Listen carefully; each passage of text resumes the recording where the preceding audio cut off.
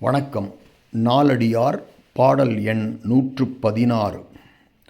இடம்பட மெய்ஞ்ஞானம் கற்பினும் என்றும் அடங்காதார் என்றும் அடங்கார்.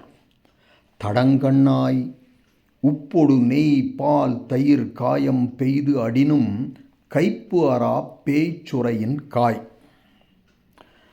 முதல்ல தடம் கண்ணாய் அப்படிங்கிறத எடுத்துக்கலாம். அதாவது இரண்டாவது அடியில் தனி சொல்ல நிற்குது. தடம் கண்ணாய். தடம்னா விசாலமாகிய, கண்ணாயினா கண்ணை உடையவளே அப்படின்னு கற்பனையாக ஒரு பெண்ணை முன்னாடி நிற்கிறது மாதிரி நினச்சிட்டு அந்த பெண்ணோடு பேசுவதாக. இதுக்கு பேர் மகடு முன்னிலைன்னு பேர். மகடுனா பெண். ஒரு பெண்ணை முன்னிறுத்தி ஒரு நல்ல அறக்கருத்தை சொல்லுவது. தடம் கண்ணாய் உப்பொடு நெய் பால் தயிர் காயம். உப்போடு நெய்யையும் பாலையும் தயிரையும் பெருங்காயத்தையும் பெய்துனா சேர்த்து கலந்து அப்படின்லாம் பொருள்.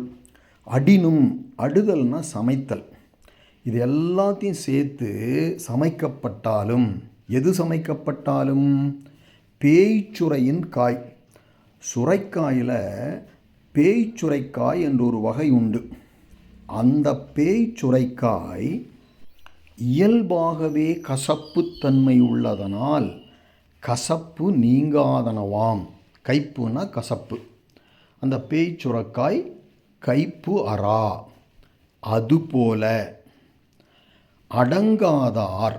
அடங்காதார்னா எது அடங்காதார்? மனம் மொழி மெய்களால் இயற்கையாகவே அடங்கும் தன்மை இல்லாதவர்கள். அதாவது மனம் போன போக்கில் போவான், நினைத்து பேச மாட்டான், நினைத்ததையெல்லாம் பேசுவான், தனக்கு எது தோன்றுகிறதோ அதையெல்லாம் செய்வான். அவன் தான் அடங்காதவன். அறிவை கொண்டு அடக்கணும் இல்லைங்களா? சென்ற இடத்து செலவிடாது தீதூரி நன்றின்பால் உய்ப்பது அறிவு. அந்த அறிவு இல்லைன்னா அடங்காமல் தான் போவான். அப்படி இயற்கையாகவே அடங்காதவர்கள் மெய்ஞானம், உண்மை ஞானத்தை போதிக்கும் நூல்களை இடம்பட என்றும் கற்பினும், அதிகமாக எப்போதும் படித்து கொண்டிருந்தாலும் அடங்கார், எக்காலத்தும் அடங்க மாட்டார்.